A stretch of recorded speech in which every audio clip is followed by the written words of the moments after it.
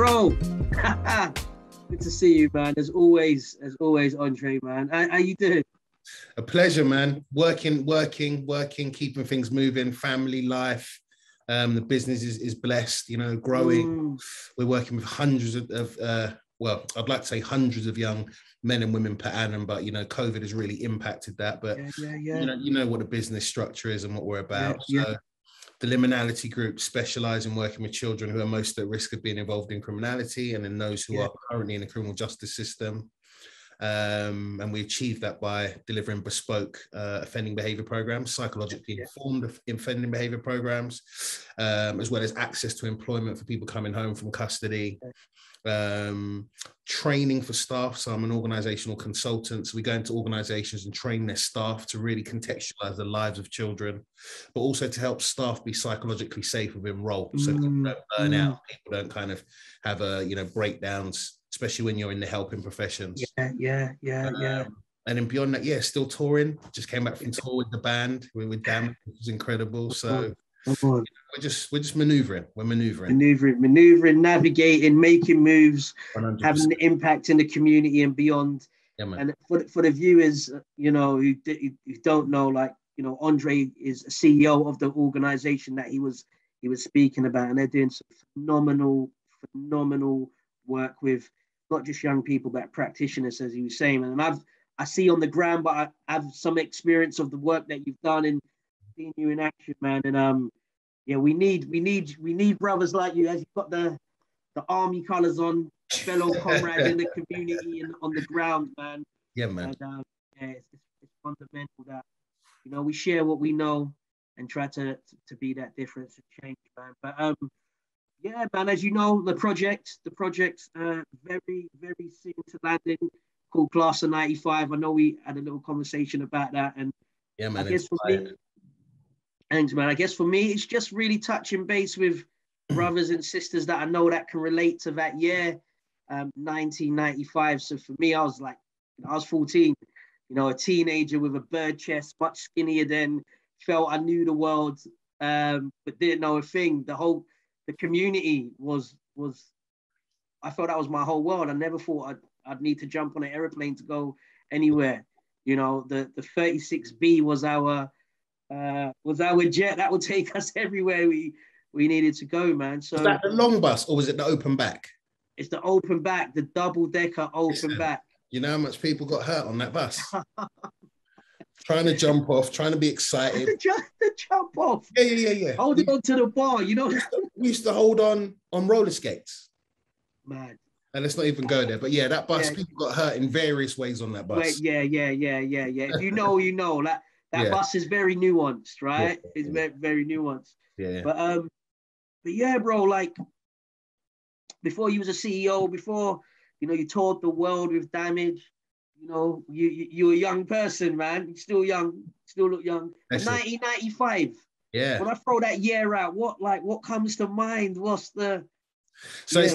interesting, you know, Claude, is in all the years we've kind of been around each other, we've never really gone into specific age difference.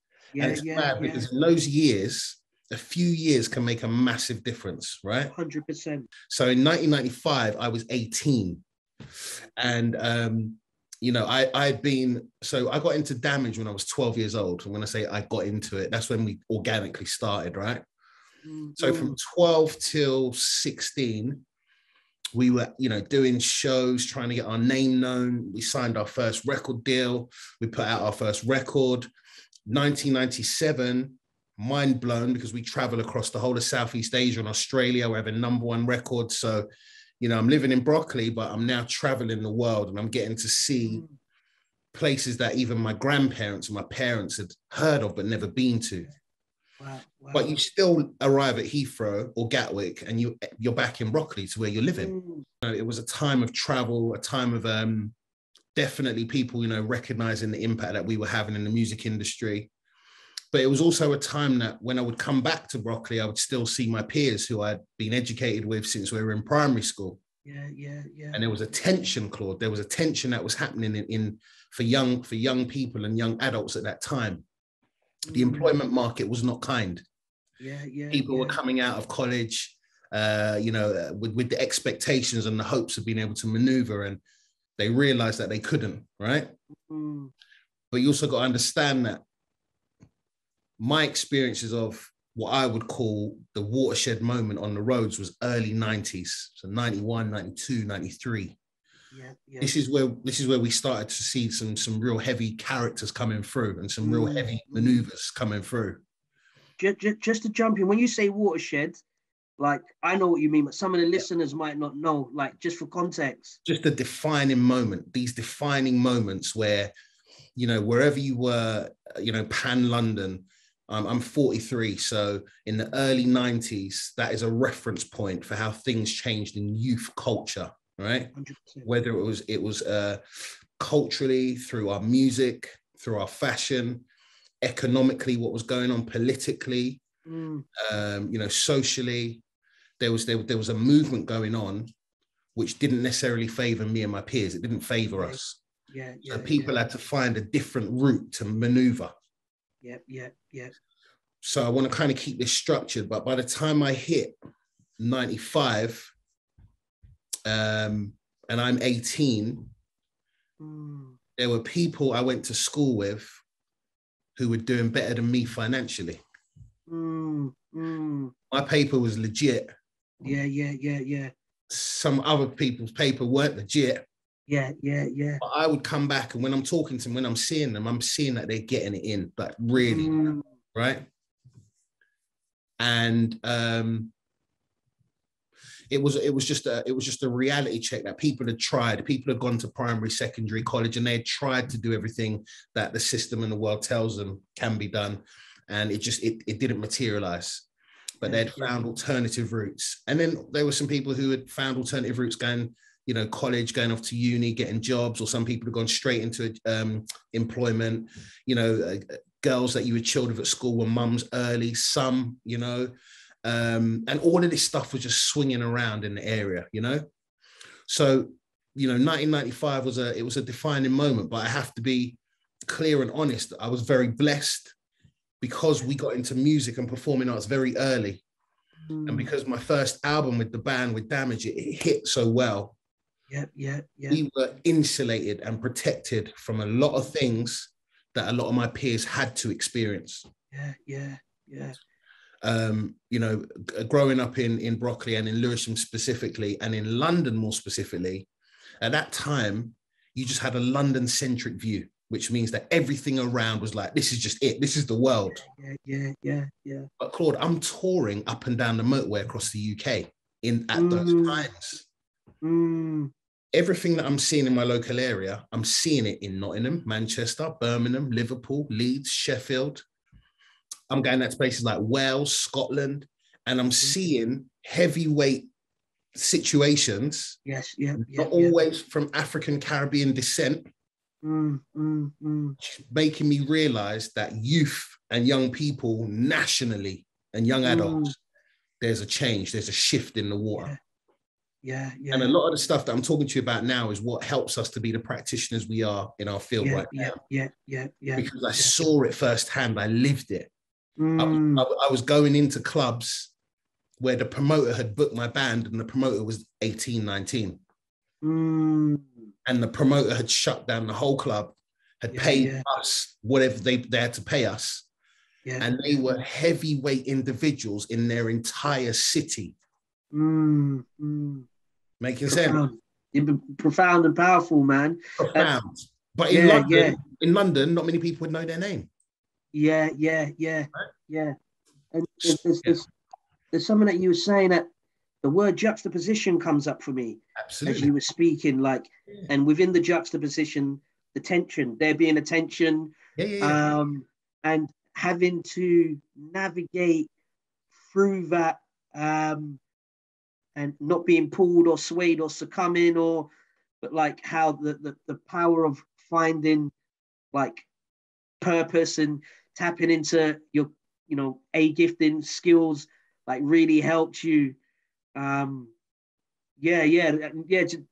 guess speak into that a little bit, So it wasn't just an easy overnight situation. Yeah. We were on, I could be on top of the pops, and then I'm getting my hair cut in Broccoli Cross. Roundabout, yeah. Absolutely. With the, you know, we don't need to go into any names, but yeah, the roundabout, yeah. If you know that, you know, the elder generals that used to cut our hair in primary, and then it moved down into the younger lot, etc. But you know, I always had that juxtaposition of being in the public eye, but still being able to be home in Lewisham and be blessed and just being able to maneuver. Yeah. And part of that, Claude, you know, was unlike the generation now, not everybody had to be about something in our time. Children were given more scope to just be who you want to be. And the older men then that were doing what they were doing were happy for you to just be who you want to be. And they weren't necessarily trying to draw you in. Do you understand? More time they would tell you, you know, it's not really that. And that meant that you could still, if you were great with maths, or you wanted to be an accountant, or you had desires to go uni, or you wanted to be in music or sport, whatever it was, there was still people who supported that and said, no, go and do that. But then on the other side, there was also some children that we can look at now, Claude, who may have been our peers, who were going through a very distressing time in their lives. And you know what's really serious in those points you made? So you've got the guys, the man, them, the brothers, the community, where man will be like, nah, this is not for you. Go home, innit? Allow it. Like, why you smoke? Nah, you don't need to smoke. Fix up. Like, yeah. And then you've got some of our peers, you know, that were maybe going through stuff, but we didn't know.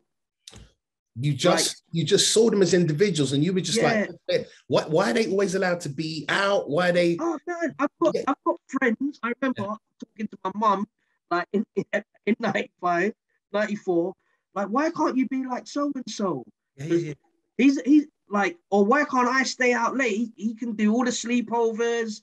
Like, he's at, you know, and it was only years later I realized, he was having a madness at home. Absolutely. And it wasn't safe at home, or the stuff that he was being exposed to, you know, but not being aware that, you know, there was sometimes home life was unregulated, you know, and there was, you know, whether it was substance misuse or whatever was happening in some of those homes, but not really being aware. And, you know, only till years later, you know, as grown men having conversations, and a man saying, bro, do you know what?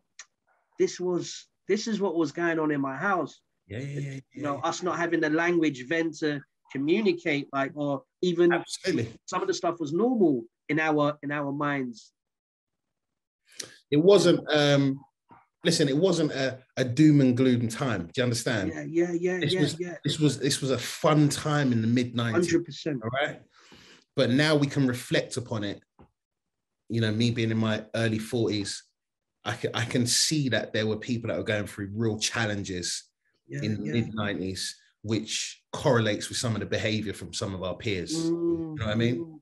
Yeah. And if you think about now, the way we try and help teachers to understand the children that they're working with and contextualize the lives of the children, that stuff wasn't happening in the mid-90s.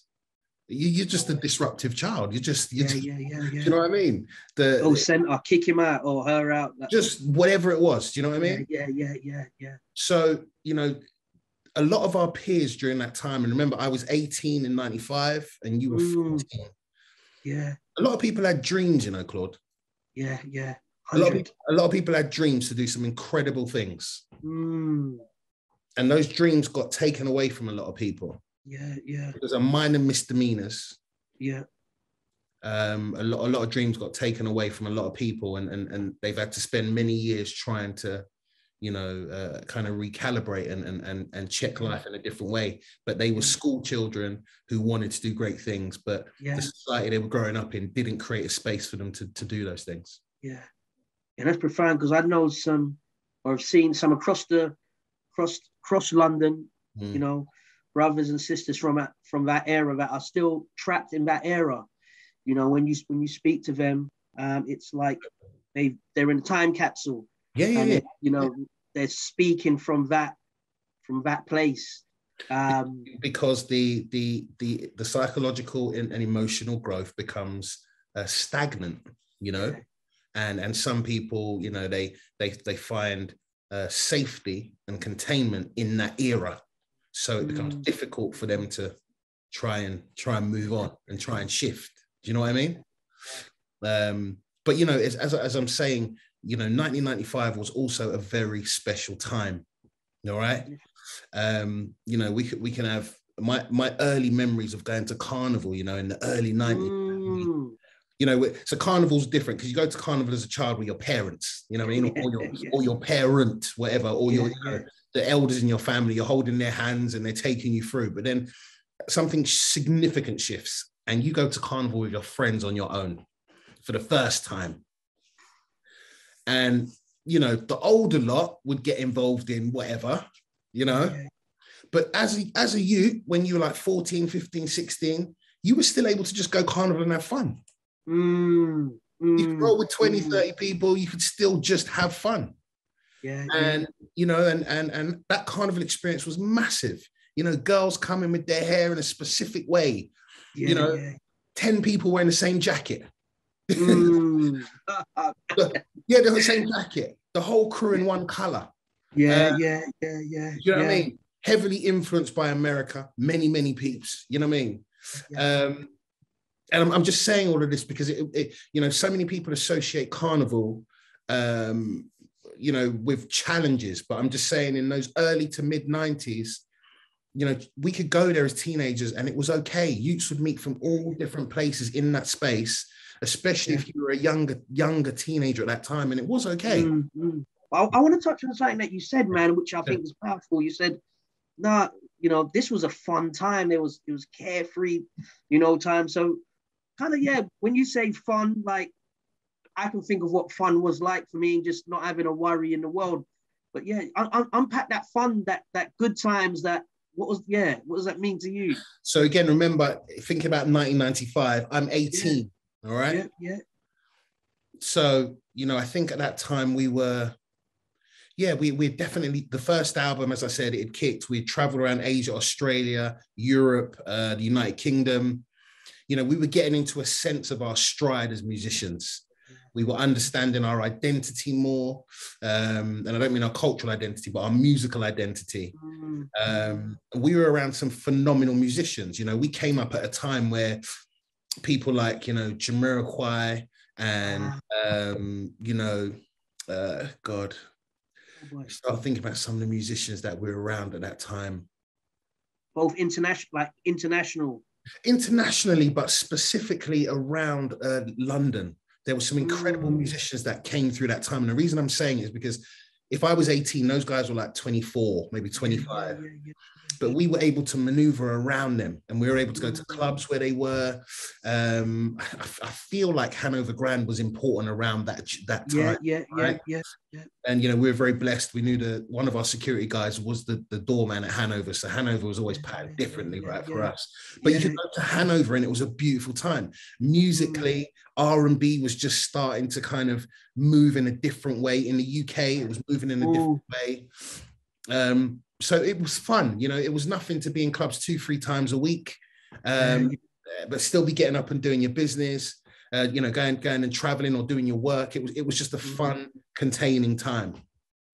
At the same time, Claude, you know, there was some hellish stuff going on. All right.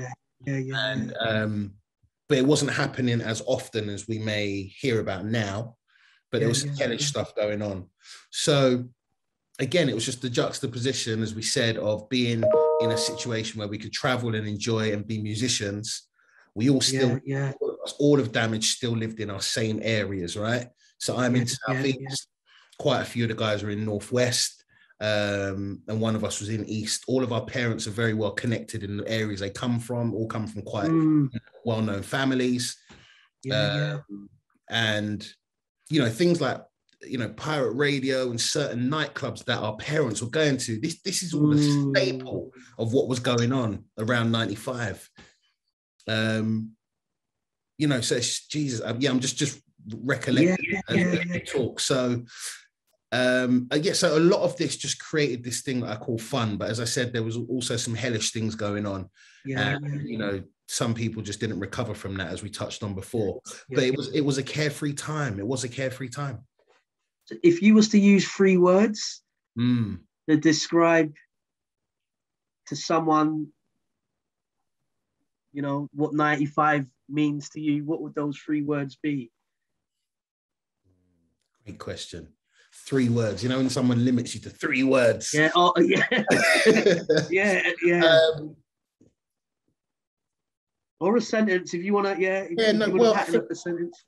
It was just a defining moment in my life. A defining moment, because I started to realize how blessed and fortunate we were to have been able to escape some of the things that some of my peers couldn't. But let's never get it twisted. Damage worked extremely hard from a very young age. And when some of my peers were just chilling and they didn't really want to take certain things seriously, like we had summers where we didn't have summers because we were in a studio. Do you know what I mean? Six weeks summer holidays, there was no chilling. You were just in the studio banging out music to contribute to your album. We had to grow up very fast. We were around lawyers and accountants and record labels at a very young age. We had to tune into the situation quickly. Press interviews, media runs, all of that as a young kid. So by the time we hit 18 and we started to really get into our stride, we had worked for it. It wasn't something that was handed to us. There was no social media, as you know, at the time.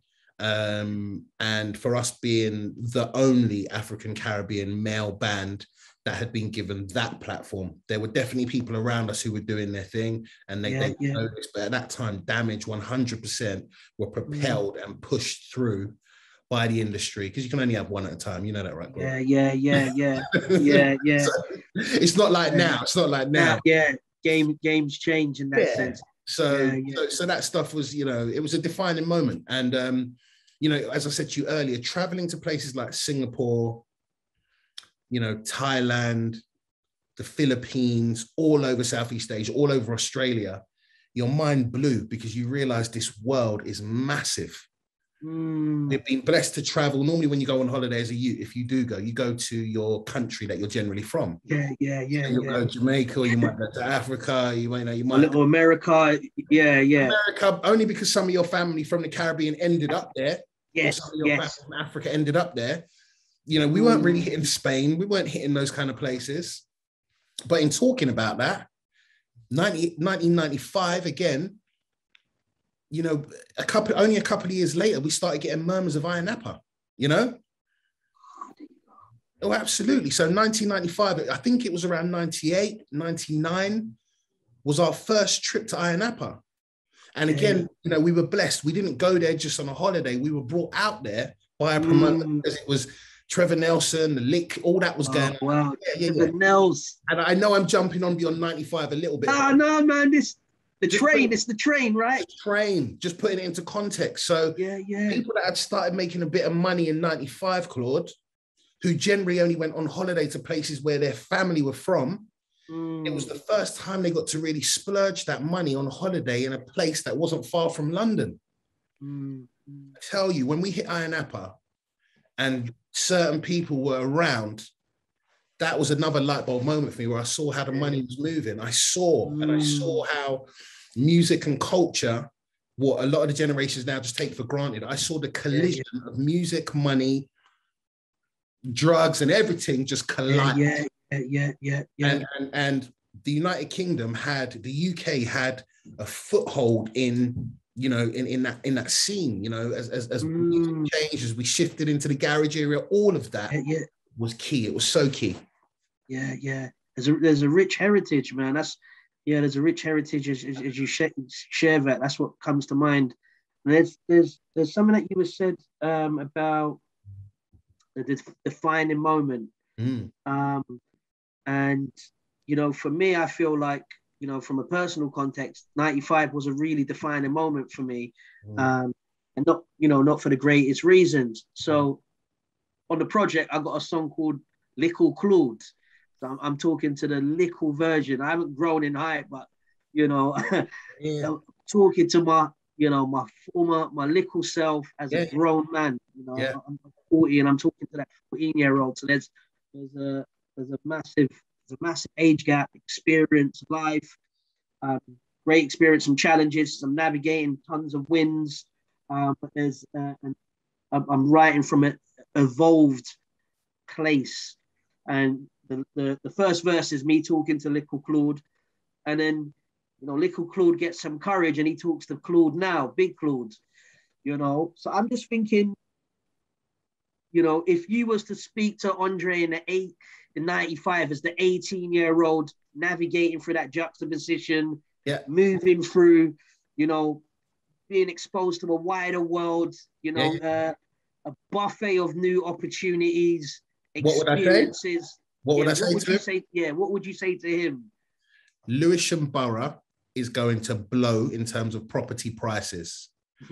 Buy every single flat and every single 3, 4, 5-story house that you can afford, because in years to come, what everybody threw away that we just had to live in, through the process of gentrification, would have made so many of us multi-millionaires.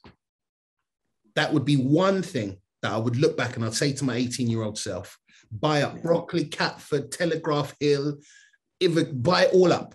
Yeah. I love that. Bring a group of your man them together as a consortium and buy it up. We didn't realize. People knew, people had to drop on us way before. We didn't realize. So that's what I was saying to my 18-year-old self. That financial literacy. Financial generational wealth.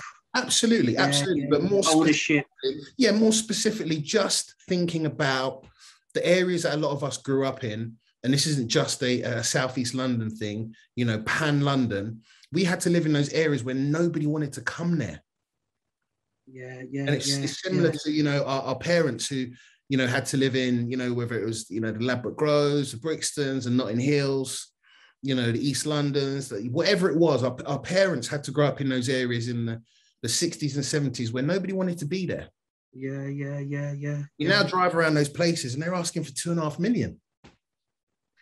They're asking 100%. Right? Me and my sister were talking. We were in New Cross. I think about a year ago. I remember someone asking my sister, "Are you new to the area? We lived there 30 plus years, at the time." Yeah. So last question. Financial literacy would be one, and I would have said to myself to stay on the path, man. We were grinding from very young, so stay on the path. So I guess the extension to that question. So on the second verse of the same song, Little Claude, 14-year-olds talking to the 40-year-olds. Yeah. In what do you think young Andre would say to big man Andre now? Keep maneuvering, keep navigating. You're all right, bro. You're gonna be all right.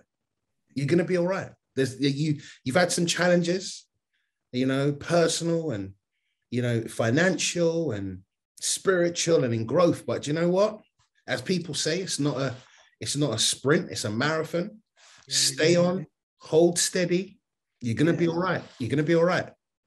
And I think that's some of the stuff that you and I probably try and articulate to children and young adults that we work with now. Whether I'm working with a child who is in school and is having some challenges, right through to working with children who are under the age of 18 who are going to be in custody, Claude, until their 40s. Yeah. I'm saying to them, just hold steady. Hold steady. You're going to be all right. This is not America where we lock up youths for life without parole. You're coming home. Hold steady. You're going to have to experience what you have to experience in custody, but you're going to come home. You're going to get a chance. Many of the young men and women that we've worked with, we help them to have empathy for their victims. They may not have it right now because they're too young, but that light bulb moment will come. You get a chance to use your life where your victim will never, ever get a chance to use their life. Hold steady, be focused, and use that time wisely. So, I would say to if I was 14 or if my 18-year-old self in 1995 would say to myself now, just hold steady. You're good. Just keep pushing on. You're good. You're good. That's rich. I'm there like, have you heard the second verse? Because that's the line, the 14-year-old me saying to the 40-year-old. Cold Keep steady. on, Keep hold on. steady. Yeah, Keep yeah, on yeah. keeping on. There's a line. I'm like, in the words of Curtis, what did I say? You know, this might be a really song, but in the words of Curtis Mayfield, keep on keeping on. Beautiful. Just keep on. Keep on. Keep Yeah, on. yeah, And yeah. you'll know, as you're keeping on, you have to make certain decisions. Yeah, and there are some people that are not going to be on the journey with you. And there are some times where you're going to have to be hidden for a while. You know, I'm a man of faith, so God will hide you for a while, and He'll put you, in that secret place. So you have to mature and you have to graft, and you will be afflicted. There's going to be some things that are going to afflict you, but you will re-emerge. Every time you'll re-emerge with more learning, stronger, healthier. But yeah, just keep on. And you know, we were talking about the album before, and you know, you're talking about the custody hell experience, right? And you know, I'm not going to give any credence to the name of that place, but that place in the early 90s was a horrific place for a lot of people. And I now go back there as an adult, you know, as a business owner, working with sometimes the staff or working with the children in that place. And the messages that we got about that place in the early 90s as teenagers, it was just horrific. All right. Yeah. And some people that went there, this is before anyone was worried about safeguarding. You know? Oh, man. People would go, you know, you would do something in your local community, you'd end up in a magistrate's court or a crown court, you'd get sent there, and nobody ever really knows what was going on. All right. And that has scarred people for their whole adult journey. All right. Yeah. So I, you know, we always knew that place was if people went there, you were like, whoa, is that where they've gone? Yeah. I've written a song about that place, and I've entitled it "Juvenile Hell." Good. Yeah, and it's funny you say that. I was speaking to a friend the other day. He's about 45, and it's crazy because at some time, at some point, some of us, you know, or some communities saw it as a rite of passage. Oh, like, absolutely. Yeah. You know, like, well, I've got. Yeah. He's a general, or she's a general now. Oh, of course. And he came out, and his stock has risen, or her stock has risen. Yeah. You know, being my brother, we were reasoning. We were like, the stuff that, you know, we witnessed and that was seen. You know, now we're able to realize that was like traumatic experiences. We're blessed and fortunate to. I say we went through the fire, but we don't smell like smoke. Oh, 100%. Yeah. Because you can go through a fire, bro, and you can come out as gold, you know. Let's not refined, like 100%. Yeah, you know, we would. Yeah, that's rich. That's rich. But some didn't, Claude. Some didn't. Oh, yeah. And a lot of that again is what drives the work that I do now. Yeah. Is understanding that you can make mistakes in your local community. And when I say mistakes, I'm not talking about people that are active and they know what I'm talking about children and young adults who do certain maneuvers because at the core of it, there is some experiences of poverty that they're trying to transcend from, and they get caught up in something. They don't realize the severity of it. And you see when that goes down and the judge says it's an 8-year thing or a 4-year thing, when they get into those places, and they meet people who have been doing this from the age of 11 or 12, and they're seasoned in those institutions, in those spaces, it's a game changer. And this is what turns youths who were just normal kind of youths into some serious, you know, emotionally void people that have to navigate the horrors of what that place can be. But you're a man that came through, and that's how we always know. You know, and there's many men and women who have come through, and not just people of color, of all ethnicities. Yeah. You know, so yeah. I mean, I've just got a lot of warmth in my heart for the 90s, man. Definitely. Yeah. That comes through, man. Comes through, bro. Like best time, man. The 90s was the best. You know what I mean? It's colorful. I just think of color, like. Do you remember your click suits and your Paco jeans, your ragga boots? So I would say that, like, when I think of 95 in Garms, I'm thinking of. Oh God, no! So that was like early 90s. Yeah. There were early 90s, but 95 for you. We're talking pin rolls, Yeah, we're talking Moss, Yeah. the Versace. Yeah. I remember having a pair of velvet Valentinos. Yeah, but listen to the price on what you're talking about. I know. All right. You know, sometimes it was like you had like I could speak from the eye, right? That's what we always say. Speak from the eye. It might be like I had a pair of classics and a pair of Paul Smiths, or I would build around the trainers. You know, as long as I've got a decent pair of trainers and maybe a little build jeans, the whole outfit. Yeah. Keep the tag on, maybe a little plain top, like just. Yeah, you know, this is where I first started seeing people rocking bowler hats in nightclubs. This is where champagne, Moet and Alizé, not champagne. People weren't drinking champagne. We were drinking Moet. All right? Moet and Alizé. And if you were the older lot and you might have gone into, because people were on Cristal them time there, but you were really up if you knew about it. Yeah. But Moet and Alizé, absolutely. And bowler hats and our fashion. And this is, the culture is rich, but the history goes so far back. What the youths and people are benefiting from now, much of that came from definitely 100%. Our generation in the 90s. And, you know, I know in the 80s, there was in the 70s and 60s, everyone's got their story, but in the 90s, the culture that we had has definitely shaped what happens now. Yeah, that's why I really wanted to touch on that times. I think that period of time, not documented. As much as it should be. But no, brother, man, it's always a blessing to connect, man. You know, and I know, you're busy, but just thanks for taking the time out to just to build and chop it up, man. You know, as always. So when we spoke and you told me about the concept, you know, it's important. We could do this. There's two of us. There are hundreds, if not thousands, of men and women who could be having these conversations and paint the picture. All right. When we watched films like Boys in the Hood and Menace to Society, that wasn't our reality, but we had our version. And unfortunately, we were not able to capture that properly. And maybe in the future, some people will go back and capture it and we'll see films about it, etc. But we had our thing. London was popping. Areas all over the UK. We had our thing in the 90s and we were doing it. Yeah. All right, my brother. Right. Blessings, man. Blessings. Love. Always. Bless, man. Thanks a lot, bro. Well done on the project, man. Thank you, bro. Thank you. All right. Blessings, King. Bless.